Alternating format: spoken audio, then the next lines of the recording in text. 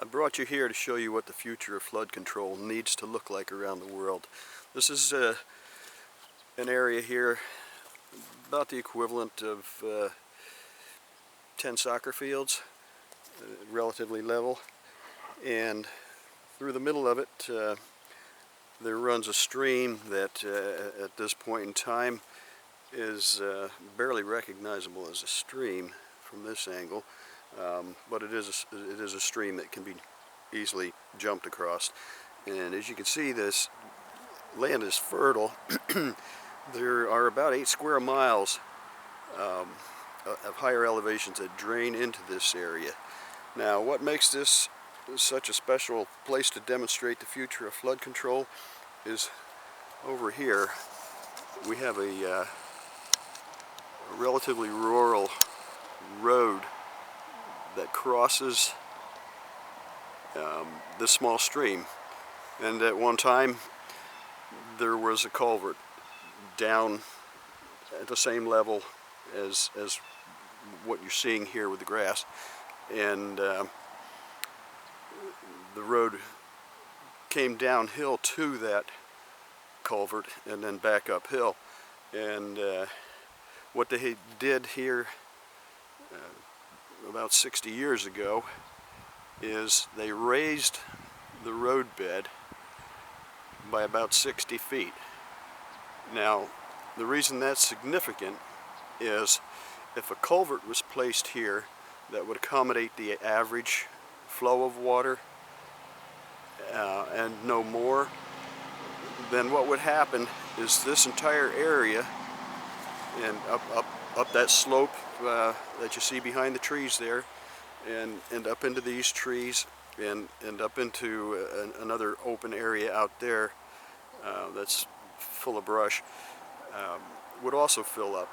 And what would happen here in this area, which at this point has virtually no agricultural use, has no forest use,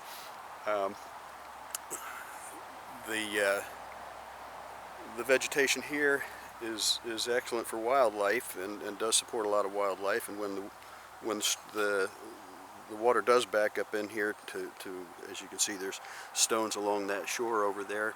When the water does back up in here, fish do wander up in here, and there's quite a population of freshwater mussels, freshwater clams in here as well. So there are a lot of herons and egrets that come out in here and sit on these logs and dine regularly. But this, as you can see, this could easily be cultivated in rice. Could be used for a number of other things. Had the channel, say from a point over here to a point somewhere over here, if the soil had been taken out of here to elevate this roadway, there could be thousands of pounds of fish produced here annually.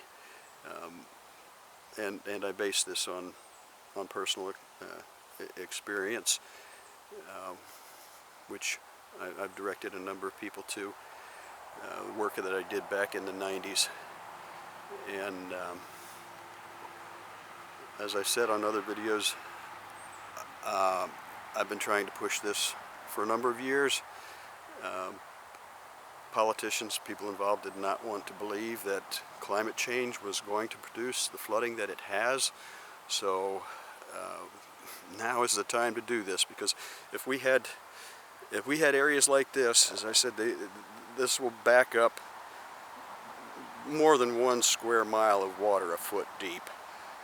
And if we had hundreds of these, for example, in places well, like Pakistan, for instance, if they had, theirs would be on a larger scale.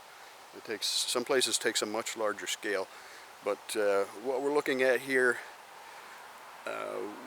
would work really well on river systems like the Susquehanna in the United States, and even the Delaware.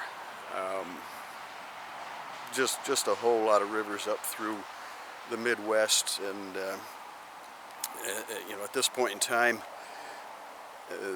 we're dredging we're dredging soil and stone, mostly soil and sand, out of the Mississippi. You know, Mississippi right now looks worse than this in a lot of places. But that soil and sand was once in Pennsylvania, Wyoming, Montana, Tennessee. We really have to stop the erosion around the world, because what's that do? That is raising riverbeds to the point where the next time we have an equal amount of rain, the flooding is going to be worse. It's going to cover a much larger area, because the river is filling with silt from the higher elevations, and it's a no-win situation. So we've really got to stop the erosion, keep the soil and the stone in the places where it is now, so that the world is not constantly changing where we can or cannot live, and this is a solution. So speak to your representatives, think about it first, think about the truth here, that we can isolate these floodwaters in higher elevations and solve so many problems.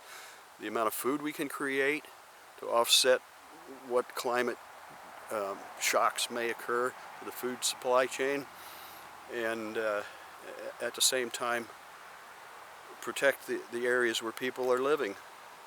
Just let the water slowly go through. We really need to regulate the flow of water on the planet, because if we don't, it's just gonna constantly change how and where we can live, and that's just the sum of it. Thank you for your time. If you like this, hit like. If you think it's worth sharing, share it, and subscribe. I will be putting more videos out demonstrating similar things. Thank you.